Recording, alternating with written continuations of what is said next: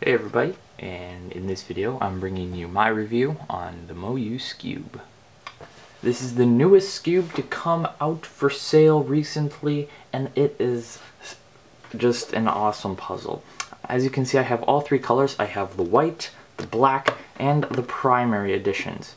The primary plastic, for those of you that don't know, is simply an undyed version. When they make the plastic, this is the color it is, and then they add different colored dyes to make black and white and stickerless cubes. So the turning on this Skewb is pretty nice. I have them all set up differently with different amounts of breaking in, and I can get about the same times on all of them. They perform pretty well in my opinion. There's not too many lockups. I do occasionally get them when performing the sledgehammer in a U-perm or something, but they don't happen that often. This is really the first Skewb to implement corner cutting, so that really reduces the lockups a lot when it can corner cut a lot. But to reduce the corner cutting, it can do reverse and regular corner cutting pretty well, which allows for it not to lock up too much.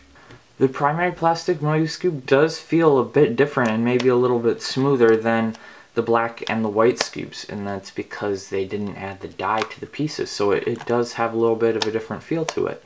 It's something to think about when you're looking at which color to get.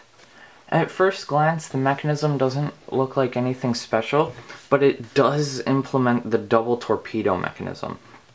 This bottom one here is to hold the piece in place, and then the second one is to keep it from popping, which it does very well. You can see right in there, it holds under the corner with two very big torpedo-like pieces, and it helps keep it from popping a lot.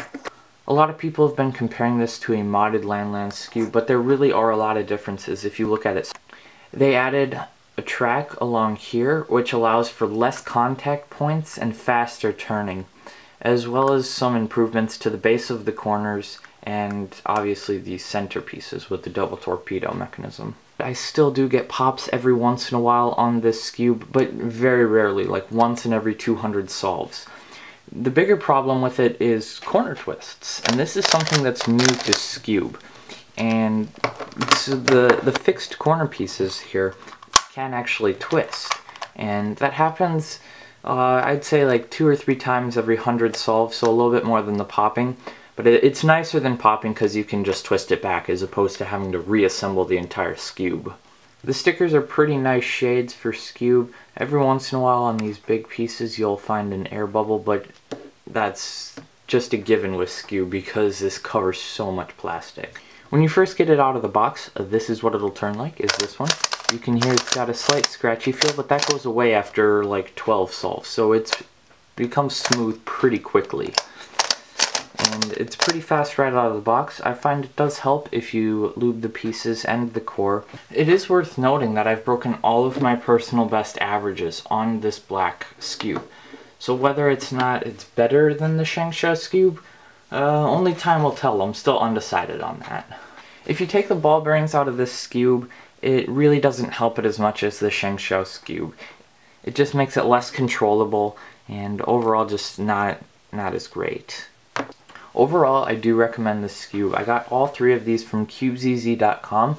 I'll leave a link at the top of the description for that. It's the best place to get them. It's the cheapest place. It has very fast shipping. To get to my house from the other side of the entire planet, it took about 8 working days, which is incredible for Cube shipping. So after the outro, I'm just going to finish off with some solves on the black and the primary Skewb. And so yeah. That is it. Thank you for watching. Again, CubezEZ down in the description. Goodbye.